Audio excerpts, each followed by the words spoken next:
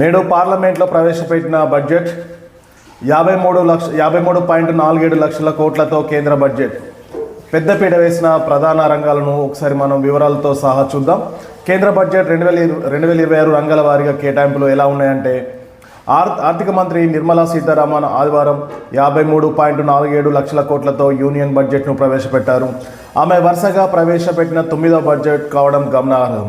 వికసిత్ భారత్లో భాగంగా యువత ఆకాంక్షలు అద్దం పట్టేలా ఈ బడ్జెట్ను తీసుకొచ్చినట్లు ఆమె తెలిపారు. పేదలు బలహీన వర్గాలు, దళితులు, ఆదివాసీల కోసం కేంద్రం చర్యలు తీసుకుంటుందని చెప్పారు. బడ్జెట్ పరిణామం 53.47 లక్షల కోట్లు, రెవెన్యూ లోటు 5,92,344 కోట్లు, ద్రవ్య లోటు 16,95,768 కోట్లు. అయితే రంగాల వారీగా కేటాయింపులను ఒకసారి చూద్దాం.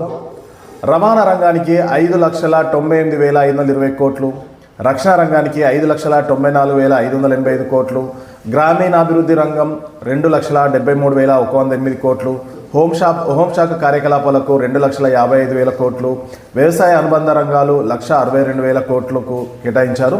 అలాగే విద్యారంగానికి 1,39,289 కోట్లు, ఇంధన రంగానికి 1,09,029 కోట్లు 29 కోట్లు, వైద్య ఆరోగ్యం 1,04,599 కోట్లు, పట్టణాభివృద్ధికి 85,000 కోట్లు, ఐటీ టెలికాం రంగానికి 74,560 కోట్లు, వాణిజ్యం పరిశ్రమలకు 70,000 కోట్లు, సాంఘిక సంక్షేమం 62,000 కోట్లు, శాస్త్ర సాంకేతిక రంగాలకు 55,756 కోట్లు, పన్ను నిర్వహణకు 45,000 కోట్లు, ఆర్థిక నిర్వహణకు 20,000 కోట్లు, ఈశాన్య రాష్ట్రాల అభివృద్ధికి 6,812 కోట్లను కేటాయించారు. అలాగే బడ్జెట్లో రూపాయి రాక అప్పులు 24%, ఆదాయ పన్ను 21%, కార్పొరేట్ పన్ను 18%, జిఎస్టీ ఇతర పన్నులు 15%, పన్నేతర ఆదాయం 10%, ఎక్సైజ్ డ్యూటీ 6%, కస్టమ్స్ ఆదాయం 4%, రుణం లేని మూలధనం 2% చూపబడింది.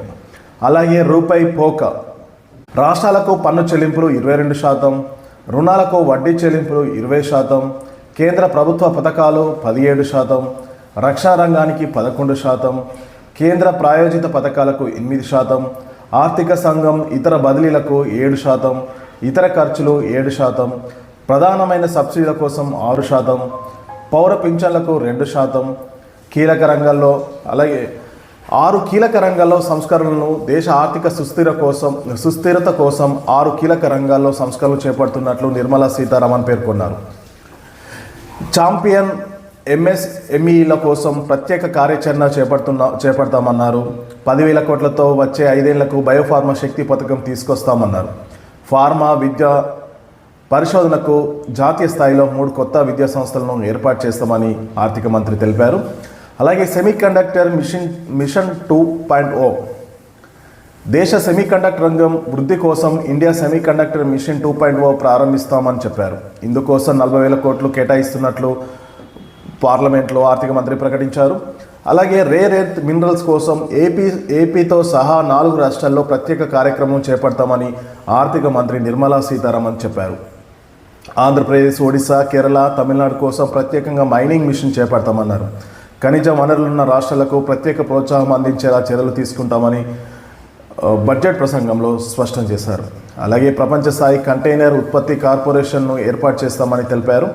అలాగే జౌళి రంగానికి కేటాయింపులు కూడా భారీగానే కేటాయించినట్టు తెలుస్తుంది.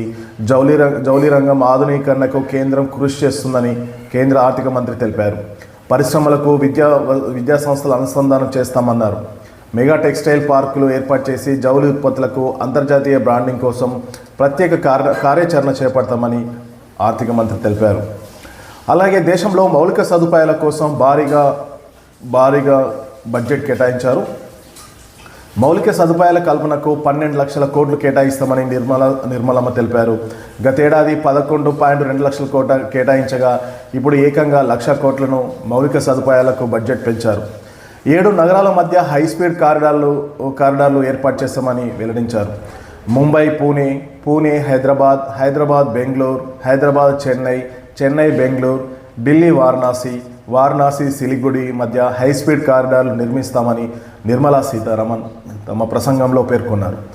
అలాగే దీంతోపాటు సీ స్టేషన్లు ఏర్పాటు కొత్తగా డెడికేటెడ్ ఫ్లైట్ కారిడార్ ఏర్పాటు చేస్తానని నిర్మలా సీతారామన్ చెప్పారు. వారణాసి, పాట్నాల్లో షిప్ రిపేర్ కర్మాగారం కూడా ఏర్పాటు చేస్తామన్నారు. అలాగే దీంతోపాటు భారత ఆర్థిక వ్యవస్థకు ఊతమిస్తున్న ఎన్ఆర్ఐలకు కూడా పలు శుభవార్త చెప్పినట్టు తెలుస్తుంది. విదేశాల్లో ఉంటున్న భారతీయులకు నిర్మలా సీతారామన్ గుడ్ న్యూస్ చెప్పారు. భారత స్టాక్ మార్కెట్లో పెట్టే పెట్టుబడుల పరిమితి పెంపునకు అవకాశం కల్పించారు. మూలధన వ్యయము 12.2 లక్షల కోట్లకు పెంచారు. మరోవైపు 5 లక్షల జనాభా దాటిన నగరాలపై ప్రత్యేక దృష్టి పెడతామన్నారు. 5 ప్రాంతీయ వైద్య కేంద్రాలు, వైద్య పరిశోధన సంస్థలు ఏర్పాటు చేస్తామని తెలిపారు.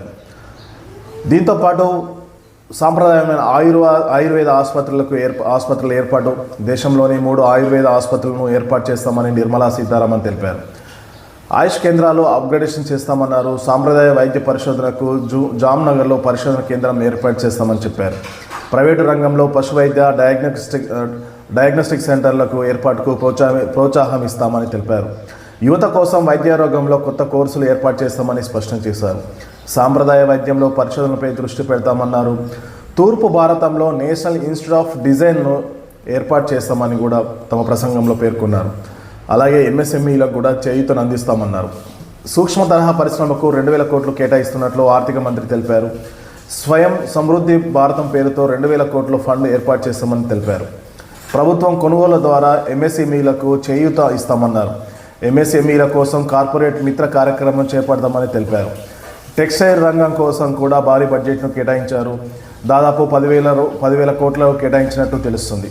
టెక్స్టైల్ రంగం కోసం 5 సూత్రాలతో ప్రత్యేక కార్యక్రమం చేపడతామని కేంద్ర ఆర్థిక మంత్రి తెలిపారు. టెక్స్టైల్ రంగం కోసం వచ్చే 5 ఏళ్లలో 10,000 కోట్లు కేటాయిస్తున్నామన్నారు. అలాగే నేషనల్ డిజిటల్ విజ్ఞాన కేంద్రం ఏర్పాటు చేస్తామన్నారు. ఖేలో ఇండియా మిషన్లో భాగంగా క్రీడాభివృద్ధి చేస్తామని చెప్పారు.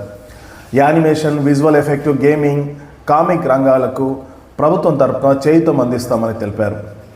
అలాగే direct taxes new income tax act 2025 April 1 నుంచి అమల్లోకి వస్తుందని ఆర్థిక మంత్రి నిర్మలా సీతారామన్ పేర్కొన్నారు. సామాన్యులు కూడా ఈజీగా అర్థం చేసుకునేలాగా ఫామ్స్ను సరళతరం చేస్తామని చెప్పారు. ఎన్ఆర్ఎస్ కింద టీడీఎస్ రేటు 5% నుంచి 2% తగ్గించాలని నిర్ణయించామన్నారు. సవరించిన పన్ను రేట్ల దాఖలు గడువును డిసెంబర్ 31 నుంచి మార్చి 31 వరకు పొడిగిస్తున్నట్లు తెలిపారు. అంటే మరొక 3 నెలలు పొడిగించినట్లు తెలుస్తుంది. భారత్లో డేటా సెంటర్లు ఏర్పాటు చేసే సంస్థలకు నిర్మలా సీతారామన్ శుభవార్త చెప్పారు. 2047 వరకు డేటా సెంటర్లు ఏర్పాటు చేసే సంస్థలకు ట్యాక్స్ హాలిడే ప్రకటించారు.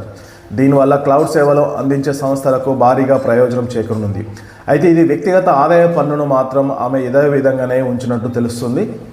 ఏదేమైనా ఇది మధ్యతరగతి పేద ప్రజలకు సంబంధించిన బడ్జెట్ అని, వారికి ఊతమిచ్చే బడ్జెట్ అనేసి ప్రభుత్వ మంత్రులు చెప్తున్నారు.